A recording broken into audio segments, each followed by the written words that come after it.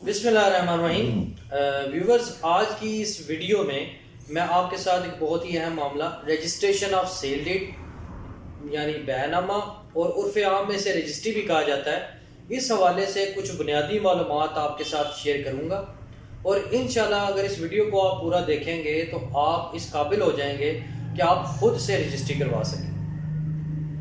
आइए अब चलते हैं मेन टॉपिक की तरफ। सबसे पहले मैं आपको सेलर एंड बायर की राइट्स एंड ड्यूटीज़ बताऊंगा कि वो क्या बनती है। अगर आप बायर हैं और आपने एक सेलर से कोई प्रॉपर्टी खरीदनी है,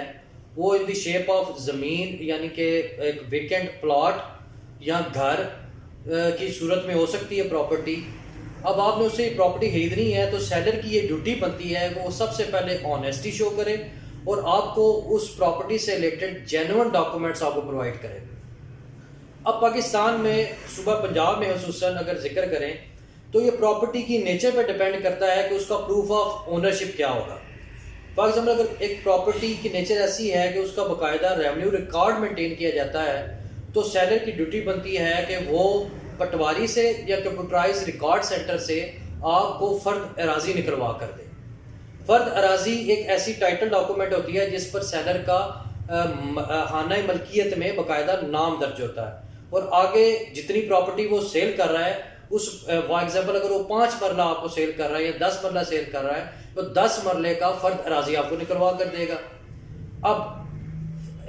फ़र्द अराजी निकलवाने के बाद क्या प्रोसेस होता है रजिस्ट्री में, ये भी मैं आपके साथ शेयर करता चलूँ कि फ़र्द अराजी निकलवाने के बाद फ़र्द अराजी बाबत बै वो निकलवाएगा और उसके फ़ौरन बाद उस फ़र्द को वो पटवारी के पास लेकर जाएगा, हल्का पटवारी के पास, और पटवारी उस पर एक मुफस्सल रिपोर्ट जारी करेगा।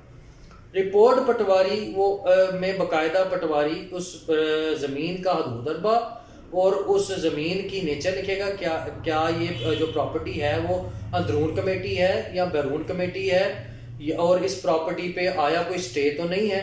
अब चूंकि कंप्यूटराइज रिकॉर्ड हो चुका है, अगर तो उस प्रॉपर्टी पर स्टे हो तो वो अव्वलन तो फ़र्द ही जारी नहीं होता for the purpose of cell.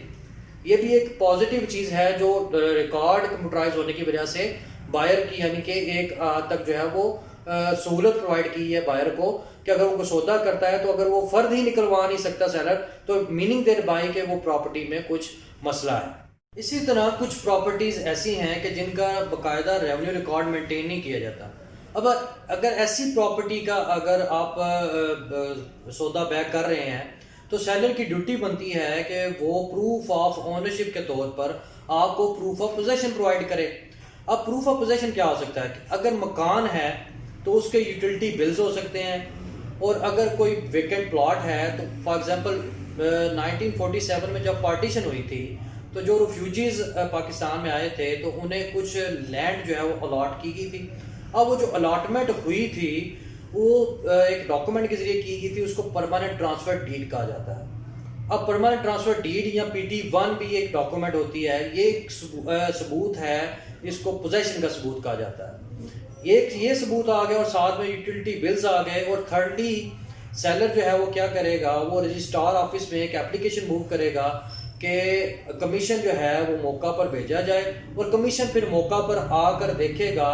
कि प्रॉपर्टी जिसका सेल का मायदा तय होने जा रहा है, जिसकी रजिस्ट्री की जा रही है, क्या ये प्रॉपर्टी जो है किसके कब्जा में है और कितनी अर्सा से कब्जा में। जब ये 3 चीज़ें आ जाएंगी तो जो ओनरशिप है वो सेलर की जो है वो एस्टेब्लिश हो जाएगी और उसके बाद जो है रजिस्ट्री के फर्दर जो मराहल है वो तय किए जा सकते हैं। अब थर्डली जो प्रॉपर्टी की नेचर जो मोस्टली देखने में आती है वो ये है कि पाकिस्तान में मुख्तलिफ एरियाज जो हैं जो आर्म फोर्सेस ने एक्वायर किए हुए हैं, यानी कंटोनमेंट एरियाज उन्हें कहा जाता है। अब कंटोनमेंट एरियाज में भी कुछ रिहायशी इलाके होते हैं। अब वो रिहायशी इलाकों में अगर आप कोई प्लॉट खरीदना चाह रहे हैं, यहाँ पर अगर कोई ऑलरेडी किसी ने घर बनाया हुआ है वो आप घर खरीदना चाहते हैं, अब उसकी रजिस्ट्री कैसे होगी, तो उसमें गुजारिश ये है कि वो बेसिकली वो सेल डीड नहीं, उसको लीज डीड कहा जाता है। और वो जो अफराद जिन्होंने घर बनाए हुए हैं या प्लॉट लिए हुए हैं तो वो थ्रू लीज डीड वहाँ पर जो है वो काबज है। अब अगर आपने ऐसे किसी बंदे से प्रॉपर्टी खरीदनी है तो आप सबसे पहले उससे तकाजा करेंगे कि वो आपको लीज डीड प्रोवाइड करे, और सेकेंडली कंटोनमेंट एग्जीक्यूटिव अथॉरिटी की तरफ से आपको NOC प्रोवाइड करे। उसके बाद फिर जो है वो रजिस्ट्री के फर्दर जो मराहिल हैं वो तय किए जाए। अब जो नेचर ऑफ प्रॉपर्टीज़ को डिस्कस करने के बाद अब मैं आऊँगा कि इस रजिस्ट्री में कौन कौन से टैक्सेस इन्वॉल्व होते हैं और प्रॉपर्टी की जो वर्थ है, नेट जो उसकी वैल्यू है, उस पर किस हिसाब से जो है वो टैक्सेस लागू। तो इसमें सबसे पहले मैं आपको बताऊंगा कि जो लैंड है इसको जो डिवाइड किया गया है वो कुछ इस तरह किया गया है कि जो एग्रीकल्चर लैंड है इसको मेजर किया जाता है इन एकड़्स,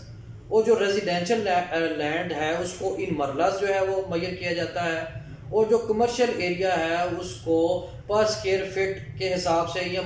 कुछ एरियाज में मरला के हिसाब से भी जो है वो मेजर किया जाता है।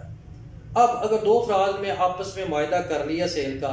अगर बायर ने सेलर से मुआहदा किया कि मैं आपसे 10 मरला की प्रॉपर्टी ले रहा हूँ और 10 लाख की प्रॉपर्टी खरीद रहा हूँ। अब अगर बायर या सेलर टैक्स कम पे करना चाहते हैं तो पहले ये होता था तो वो अपनी प्रॉपर्टी की जो कीमत है वो 5 लाख लिखवा देते थे, और ताकि जो है वो जितना भी टैक्स से बचा जा सके उतनी वो कोशिश करते थे। इस चीज़ को मद्देनजर रखते हुए गवर्नमेंट ने हर प्रॉपर्टी का एक रेट डिटरमिन कर दिया। अब हर डिस्ट्रिक्ट में डिप्टी कमिश्नर के ऑफिस से एक रेट लिस्ट जारी होती है, और उस रेट लिस्ट में मुख्तलिफ एरियाज़ के जो प्रॉपर्टीज़ मौजूद हैं उनका जो मिनिमम रेट है वो डिटरमिन कर दिया गया है। अब अगर आप कोई प्रॉपर्टी खरीदते हैं, अगर फॉर एग्जांपल गवर्नमेंट में उसका रेट 1 लाख रुपया मरला है, तो आप उससे कम की प्रॉपर्टी जो है वो रजिस्ट्री में मेंशन नहीं कर सकते। आप उससे ज़्यादा जितनी चाहे मेंशन कर सकते हैं, 2 लाख 3 लाख 4 लाख भी मेंशन कर सकते हैं, लेकिन अगर गवर्नमेंट ने उस प्रॉपर्टी का रेट 1 लाख रुपया पर मरला डिटरमिन किया है तो उससे कम रेट आप जो है वो रजिस्ट्री में नहीं लिखवा सकते। ये एक सेफ गार्ड था जो गवर्नमेंट ने टैक्सेस को जो है वो हासिल करने के, उनके हसूल को जो है यकीनी बनाने के लिए मैयर जो है वो लागू किया, और उसके बाद से अब जो प्रॉपर्टीज़ की जो रजिस्ट्री है वो इस मिनिमम रेट के तहत होती है। अब जो टैक्स की जो डिवीजन है वो कुछ इस तरह है। फॉर एग्जांपल अगर आपने एक बंदे से प्रॉपर्टी खरीदी 10 मरला की और 10 लाख का लेट से आपका सौदा होगा उससे, अब 10 लाख का जो 10 लाख पे जो है वो जो पेएबल टैक्सेस हैं वो क्या है, तो उसमें गुजारिश ये है कि ये डिपेंड करेगा कि आपकी जो प्रॉपर्टी है जिसका आपने सौदा किया है उसकी नेचर क्या है। अगेन मैं नेचर ऑफ प्रॉपर्टी पे आऊँगा। अगर वो प्रॉपर्टी अंदरून कमेटी है तो अब दिसंबर 2020 में जो रेट ऑफ टैक्सेस जो अब इन्वॉल्व है वो ये हैं कि 4% टैक्स जो है वो नेट वर्थ ऑफ जो आपका जो सौदा है उसकी, अगर 10 लाख का सौदा है तो उस पर 4% के हिसाब से आपको टैक्स पे करने पड़ेंगे अगर वो अंदरून कमेटी में, और अगर यही प्रॉपर्टी अगर बैरून कमेटी में हो तो उस 10 लाख पर आपको 6% के हिसाब से टैक्सेस पे करने पड़ेंगे। अब इन टैक्सेस में कौन कौन से टैक्सेस इंक्लूड है कि अंदरून कमेटी में 4% जो टैक्सेस हैं उसमें 1% स्टैंप ड्यूटी है, और 1% जो है वो कमेटी फीस है जिसको TMA ड्यूटी भी कहा जाता है, और 2% जो है वो विद होल्डिंग टैक्स, और इसी तरह बैरून कमेटी में 3% स्टैंप ड्यूटी है, 1% जो है वो TMA ड्यूटी है, और 2% जो है वो विद होल्डिंग टैक्स है। इसके साथ एडिशनली 1000 रुपीज़ जो है वो रजिस्ट्रेशन फी पे की जाती है, और 300 रुपीज़ जो है वो तकाबला फीस, उसको कंपैरिजन फ़ी भी कहते हैं, वो पे की जाती है, और उसके बाद जो है आपकी टोटल जो पेडेबल चार्जेस हैं रजिस्ट्री के जो गवर्नमेंट को अपने पे करने हैं वो ये चार्जेस करते हैं। अब इसमें एक एडिशनल चीज़ है कि अगर प्रॉपर्टी एक ऐसी है कि विद इन 5 ईयर्स ये रीसेल हो रही है तो उस पर एडिशनल जो है 2% CGD यानी कि कैपिटल गेन टैक्स भी जो है वो लागू होगा। और इसी तरह अगर प्रॉपर्टी जो है वो 5 मिलियन यानी कि 50 लाख रुपए से जायद मालियत की है तो उस पर एडिशनल एक आपको देखना पड़ेगा और एक मेजर करना पड़ेगा, वो ये है कि आपको सारी की सारी पेमेंट थ्रू बैंक ट्रांजैक्शन जो है वो पे करनी पड़ेगी सेलर को। अगर आपने बैंक ट्रांजैक्शन के बगैर पेमेंट की तो आप पर बकायदा जो है वो फाइन जो है वो लागू किया जाएगा। ये एक एडिशनल इंफॉर्मेशन थी। मैं वापस आता हूँ टैक्सेस की तरफ कि 4% अंदरून कमेटी में अगर प्रॉपर्टी का टैक्स आपको पे करना पड़ेगा, और 6% अगर बैरून कमेटी में प्रॉपर्टी आपकी है, और अगर वही property with in 5 years resale हो रही है तो 2% एडिशनल आपको गेन टैक्स भी पे करना पड़ेगा। अब इसके बाद अगर आप जो सेलर है और बायर है, इन दोनों के पास अगर एनटीएन है, नेशनल टैक्स नंबर, अगर बायर जो है वो एनटीएन होल्डर है और सेलर भी एनटीएन होल्डर है, तो आपको कैपिटल गेन टैक्स और विद होल्डिंग टैक्स में 1% की जो है वो एग्जम्पशन हासिल हो जाएगी।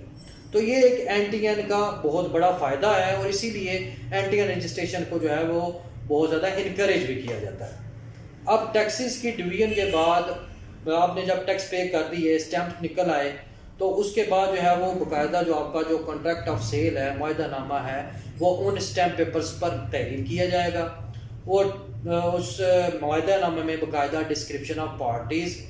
डिस्क्रिप्शन ऑफ प्रॉपर्टी और एंड में जो है वो बाकायदा गवाहान के नाम, वो सारा एक फॉर्मेट होता है। वो आप किसी भी वकील के पास या किसी भी वसीका नवीस के पास चले जाएं तो वो आपको एक कॉन्ट्रैक्ट जो है वो ड्राफ्ट करके उन स्टैम्प पेपर्स पर जो है वो प्रिंट आउट उसका निकाल कर दे देगा। अब टैक्सेस पे हो गए, रजिस्ट्री जो स्टैम्प पेपर पर थे उसके मुआहदा भी लिखा गया। अब नेक्स्ट आपने क्या करना है, अब लास्टली ये सारा प्रोसेस हो जाने के बाद आप इस मुआहदानामा को और जो टैक्सेस आपने पे किए हैं उनकी रिसीट्स लेकर और साथ में सेलर की तरफ से एक एफिडेविट आप सेलर लिखेगा जिसमें वो लिखेगा कि इस प्रॉपर्टी पर किसी किस्म का बार नहीं है और वो सोल ओनर है और जैसे दैट ये फॉर्मेलिटी जो है वो पूरी करेगा और ये सारी डॉक्यूमेंट्स लेकर आप रजिस्ट्रार ऑफिस पहुंच जाएं। रजिस्ट्रार ऑफिस बेसिकली तहसीलदार को ही इख्तियारात दे दिए गए हैं रजिस्ट्रार के बहुत सारी तहसीलों में, और आप रजिस्ट्रार ऑफिस जाएंगे और वहाँ पर जाकर अपनी जो है वो स्टेटमेंट्स रिकॉर्ड करवाएंगे। स्टेटमेंट्स रिकॉर्ड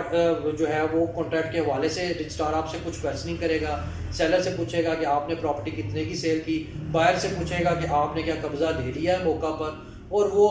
उस चीज़ को वेरीफाई करने के बाद रजिस्ट्री पर जो है वो आपने साइन कर देगा और इस तरह से जो है वो आपकी रजिस्ट्री कंप्लीट हो जाएगी। और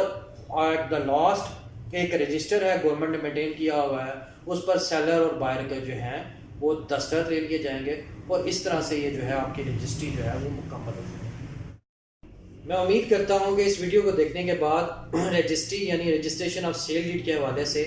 तमाम बुनियादी मालूमात आपको हासिल हो गई होगी। अगर आप मज़ीद इस बारे में जानना चाहते हैं तो हमारी वेबसाइट www.olcstk.com को आप विज़िट कर सकते हैं या नीचे दिए गए नंबर्स पर आप हमसे किसी भी वक्त रब्ता कर सकते हैं।